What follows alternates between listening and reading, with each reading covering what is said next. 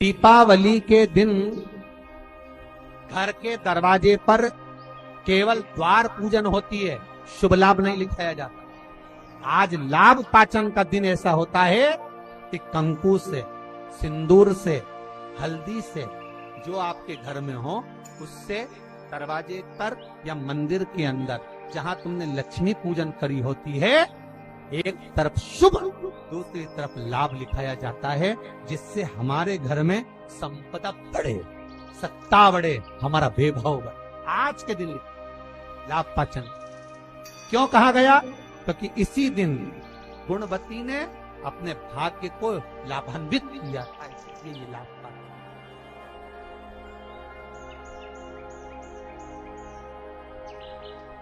बहुत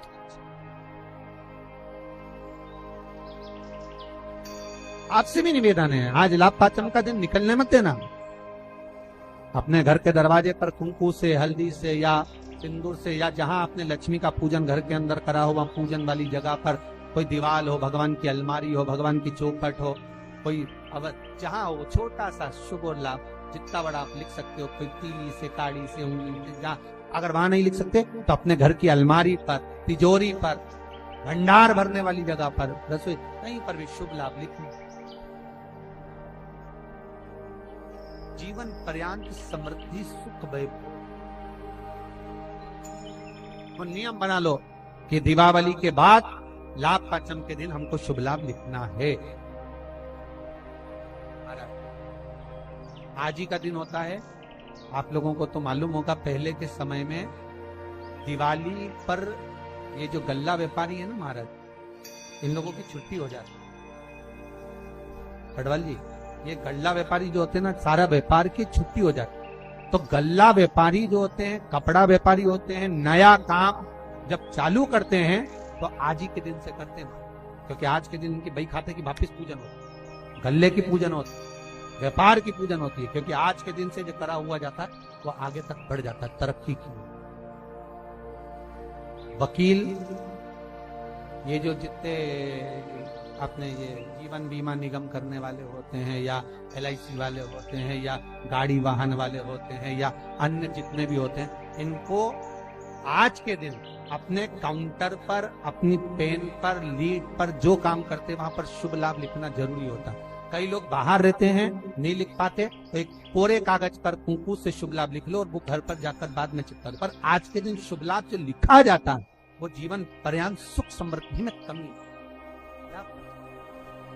आनंद देने वाले। बहुत ध्यान से सुनना। जैसे आपको कहा था, दीपावली के दिन रात्रि को 11:30 से 12 के बीच में एक दिया लगाया जाता है, कर्जे से मुक्ति के, लक्ष्मी की वृद्धि। अब अमावस्या तो चली गई, दिवाली चली गई, पर अभी भी बाकी है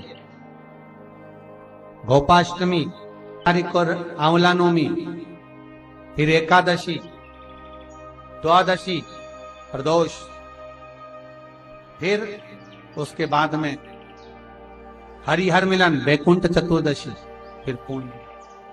ज्यादा कुछ नहीं कर पाओ तो प्रयास करो कि इन तिथियों पे कम से कम एक दीप ऐसा जलाया जाए जिससे हमें समृद्धि, लक्ष्मी, वैभव प्राप्त।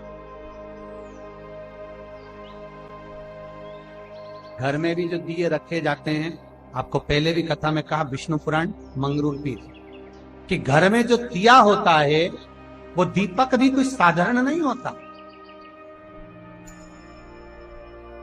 उस दीपक की भी महत्वता है, उस दीपक का भी वर्णन है महाराज। और कई तरह के दीपक होते हैं, दीपक का भी विधान वर्णन किया गया, उस दिए का भी वर्णन किया गया। यहां तक शास्त्र कहता है कि घर में अगर किसी को बहुत तेज बुखार आ गया है, बहुत तेज बुखार, और बच्चा उस बुखार में तप रहा है, बहुत तप रहा, महाराज,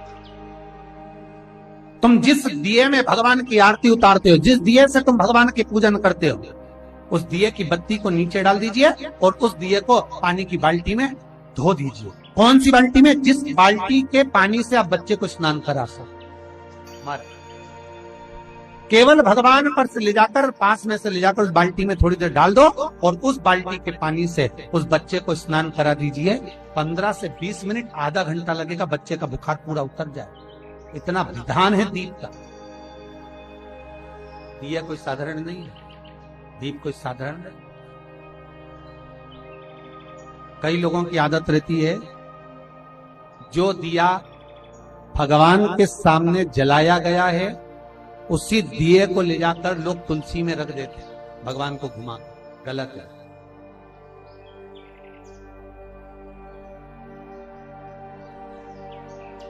अखंड सौभाग्य पाने वाली नारियां, अखंड सौभाग्यवती स्त्रियां भगवान के सामने जला हुआ दिया ले जाकर तुलसी के क्यारे में नहीं रखती। तुलसी के क्यारे के पास शालिग्राम जी का नाम लेकर, ठाकुर जी का नाम लेकर अपनी कामना कर कर दीप प्रज्वलन करें और उस दिए को तुलसी के क्यारे में रखें, तो नारी का अखंड सौभाग्य होता है।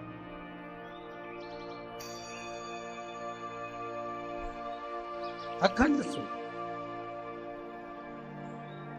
कई माताओं की आदत हमने देखी है, हाँ, दो पर्व या कोई घर में पूजन हो रही हो विशेष, जिसमें ब्राह्मण के मुख से, ब्राह्मण के मुखाग्रविंद से श्लोक बोले गए हो, मंत्र उच्चारण किया गया हो, या कोई विशेष पर्व है, उस दिन सारे देवताओं के लिए आपने दीप लगाया है, उसमें से दीप ले जाके आप तुलसी में रख सकते।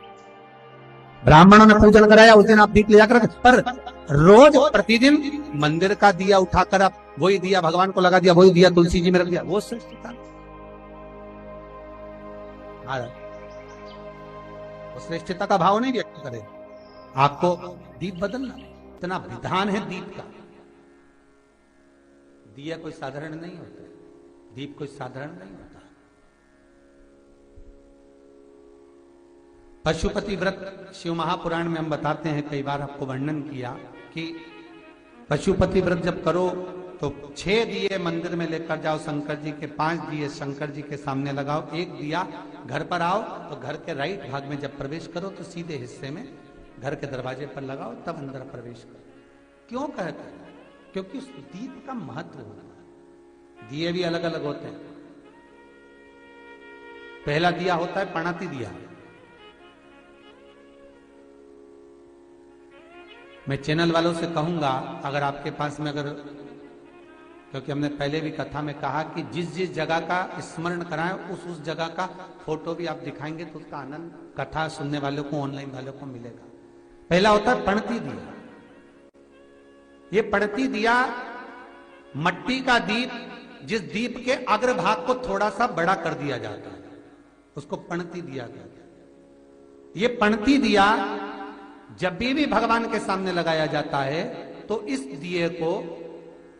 दिए को सम्मुख में जब रखा जाता है तो दिए का जो लोकी मुख होता है वो अपनी ओर होना चाहिए।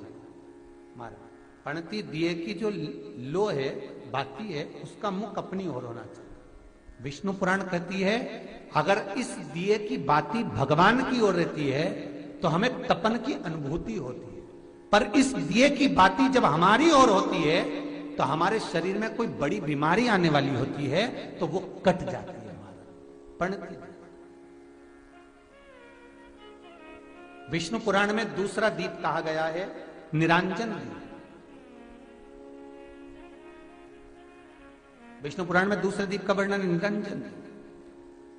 जिस निरंजन दीप में महाराज आपने देखा होगा डमरू जैसी आकृति होती है। अगर चैनल पे कथा देख रहे होगे तो इनके पास में अगर होगा तो अवश्य दिखाएंगे।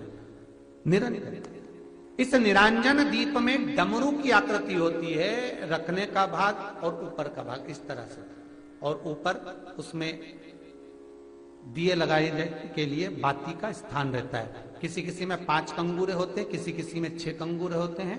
इसको निरंजन दीप कहते हैं।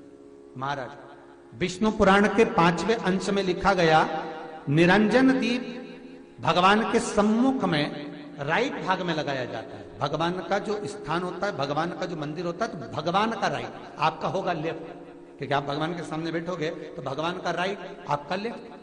तो आप जब लगाएंगे तो आप लेफ्ट में लगाएंगे, आपका लेफ्ट होगा और भगवान का वो भाग राइट कहलाएगा। तो भगवान के सीधे हाथ की ओर लगता है। माना निरंजन। निरंजन दीप कभी भी तेल का नहीं लगता। माना निरंजन दीप कभी भी तेल का नहीं लगेगा। हाँ, ये हो सकता है कि बटी निरंजन जो दीप होता है उसमें तेल डाल सकते हो। बटी निरंजन दीप जो होता है उसमें कंगूरे नहीं होते। बटी निरंजन दीप केवल गोल होगा, ऊपर से डमरू जैसी आकृति होगी, डमरू जैसा होता है, ऊपर से उसमें कहीं कंगूरे नहीं होते। महाराज अगर आप चैनल पे देख रहे होंगे तो बटी निरंजन दीप का भी वर्णन आपको दिखाया जा रहा होगा। बटी निरंजन जो दीप होता है वो केवल डमरू की आकृति में होता है, उसमें कोई कंगूरे नहीं होते। पर निरंजन जो दीप होता है उसमें कंगूरे होते हैं।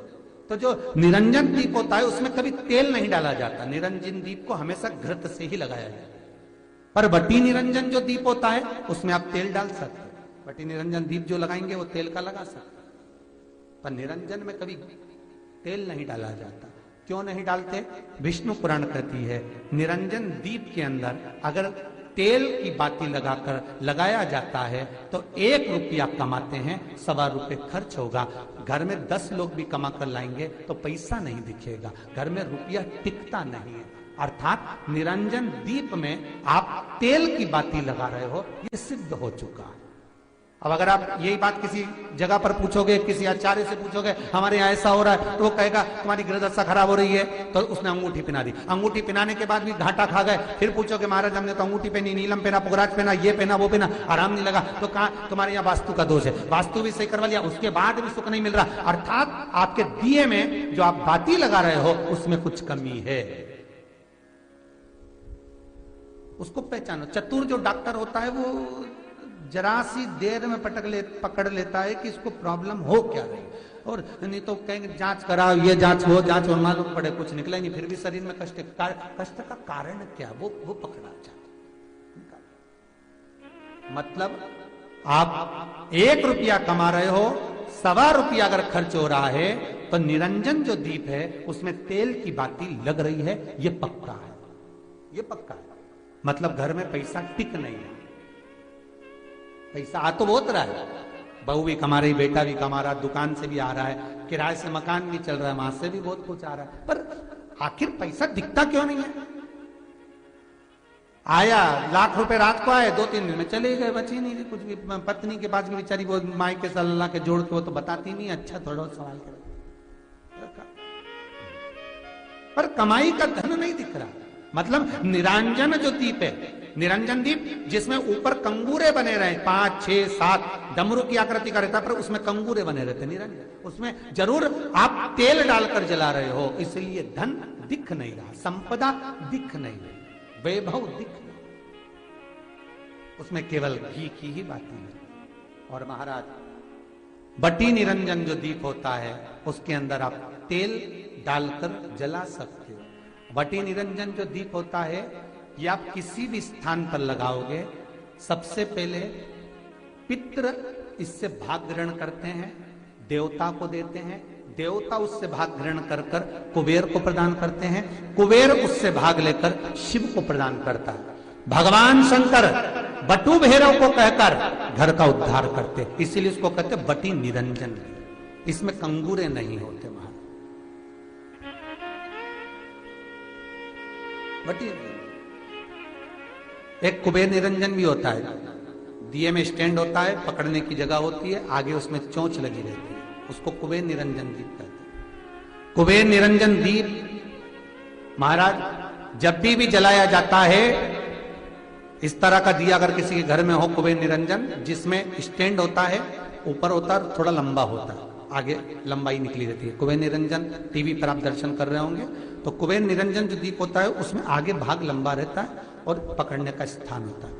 तो कुबेर निरंजन दीप घी का लगाओ चाहे तेल का लगाओ, उसमें लौंग या काली मिर्च, काली तिल या चावल, पूजन वाली जगह में जो चावल रखे उसका 2 दाना चावल का या फूल की पत्ती, कुछ भी उस कुबेर निरंजन दीप में डालना जरूरी होता है, जिससे हमारे घर में भंडार सदा भरा रहे। अगर कुबेर निरंजन दीप खाली जलता है, आपने कई जगह मंदिरों में देखा होगा, कुबेर निरंजन दीप डालते हैं तो उसमें थोड़ा 2 दाने चावल के डाल देते हैं, कुछ नहीं डालता तो एक सिक्का पटक देते हैं, एक का कलदार पटक देगा, कोई चवन्नी पटक देगा, कोई 5 पैसे पटक, पर पटकेगा। कुबेर निरंजन दीप खाली नहीं, समृद्धि देगा। महाराज आनंद की अनुभूति कराएगा, सुख को देगा।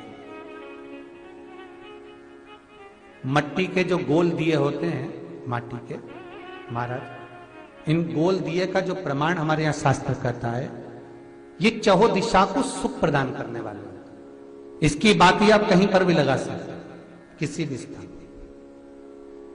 आटे का जो दिया बनाते हो घर के अंदर, कभी आपने पूजन करी होगी तो आटे के दिया बनाओगे। अभी आप वैकुंठ अपने कार्तिक पूर्णिमा के दिन विसर्जन करने जाओगे, घाट पर लगाने जाओगे आटे का दिया, तो आटे का जो दिया लगाते हैं, इसकी बाती हमेशा याद रखो कि अगर 4 दिए लगा रहे हो तो चारों दिशा में बाती होना चाहिए उसकी, मतलब बाती एक ही रखो पर 4 दिए को 4 दिशा की ओर निर्मित कर रख दीजिए, उसका मुख उतार।